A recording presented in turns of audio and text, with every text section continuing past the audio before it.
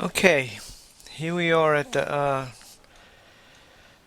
Texas Treasure Show in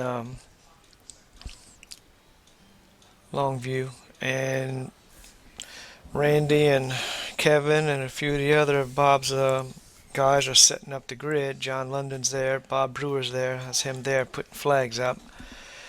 Um, Bob's been doing this. I guess he's had a logger since three years, 3 or 4 years. He was well longer than that actually. I think maybe 4 years. He's one of the first person to buy my logger. I met him at the Tyler Treasure Show. I think it was 2004. And that's John London in the green. They're discussing, I guess, how they're going to set this up, what size to use, what size to make it. But he's found many deep targets using this logger with his with a TM808, and they've been mostly hunting the KGC treasure. Bob's got a couple of books out. One is Shadow of the Sentinel, and the other one is Rebel Gold. And he's done pretty well. He's been on Discovery Channel a number of times, the Jesse James stuff. He's been treasure hunting a long time. They're setting up some different cameras to get stuff at different angles. This video that you're seeing here is one I shot. Just something that I can have to put up on the internet, on YouTube, so people can see from the start to finish how they set it up. And mainly, once you set your plot up like this, now they use ropes. Some people use tapes. It just depends what you want to use.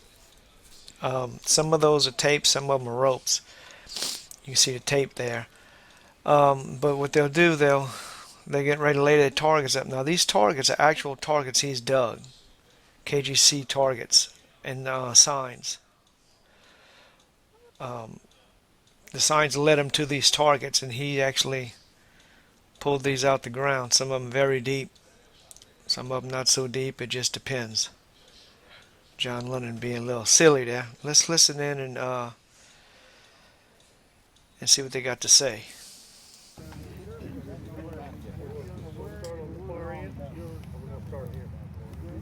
I start right there on the left. Walk that way?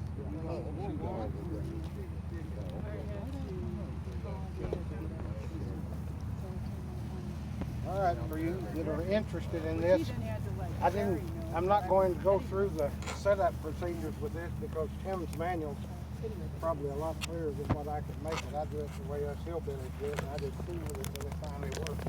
Sometimes I don't even know what I've done. But on his logger right now, we set up with our tapes.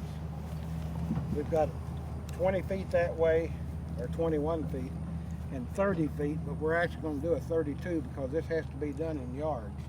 And 32 feet don't work out to 8 yards. 33 doesn't work out to 8 yards. So anyway, we'll take one step past that. But anyway, got it set up now. The grid size is 7 by 8 yards. And this is the layout the way we're going to look. Hopefully everything is set up right. Now we've got this into a TM808, which is already set up for that particular piece.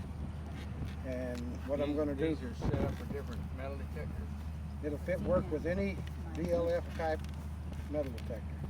I use it with whites, we use it with TM808, we use it with the TF900, and I use it with the... So you're back feeding it through the earpiece?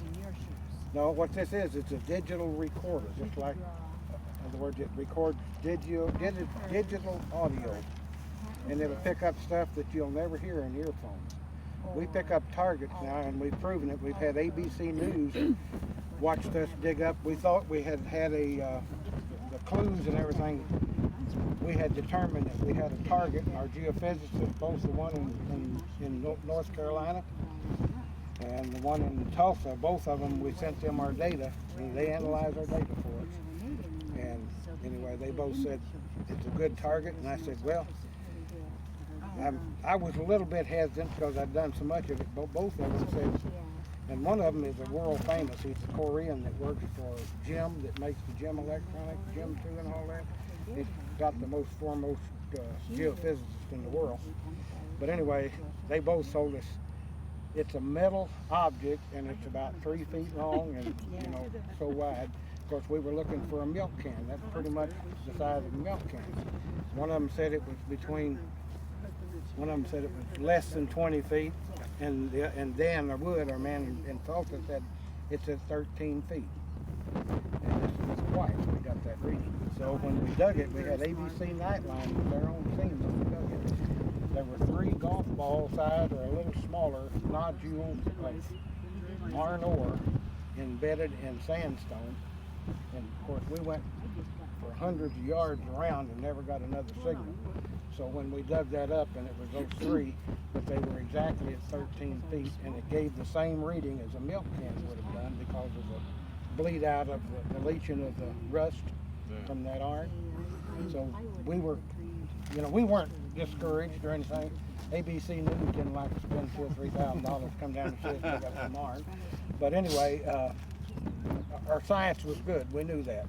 Okay, we've used it on several other times, and we have been real satisfied with it. Is this not a signal into the ground, or use a signal detector? No, the metal detector is only record. This is only going to record what your metal detector says. So you're using machine to detect. But it's digital. It's a recording device. That's all it is. Okay, I got That's it. right. But it's digital signal, and what your ears won't hear, this thing actually hears.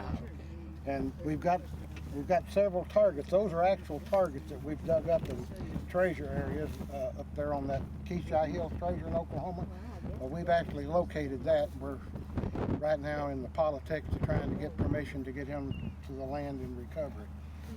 But Your pocket's empty? no, they're not. Well, I'll empty mine out. I thought you was going to walk. I'll walk it. Let me go Got get your mine. keys and your phone. Oh, But anyway, I'm pocket going to change, watch, Anything. any you of just it. plug this into your metal detector in the earphone jack. All right, and you leave your metal detector set up. The only thing is you run your metal detector in auto. The reason is you know how these metal detectors work in auto. As soon as you approach a target and it gets the reading on the target, it immediately starts to null that target out. So you'll only have that one target, and you'll be able to tell just about. It'll usually beep twice. It'll beep as you get about right here, and it'll beep again when you're about right here. It'll go a double Not beep. beeping right now. Well, it ain't. You won't hear it beep because it's recording into here. We don't have a Should that microphone. meter come on or something? Well, I don't have the detector on yet. How much interference do you find if you got things in your pocket? Well, we just decide that we don't use anything with metal shoelaces because it'll read them. I mean, metal shoe eyelets. And we don't have anything in our pocket. I even take out my false teeth, which are made out of platinum, because I don't want to find that kind of platinum. I've already paid for it. but anyway, it'll record everything, and even something. If somebody had something as big as a little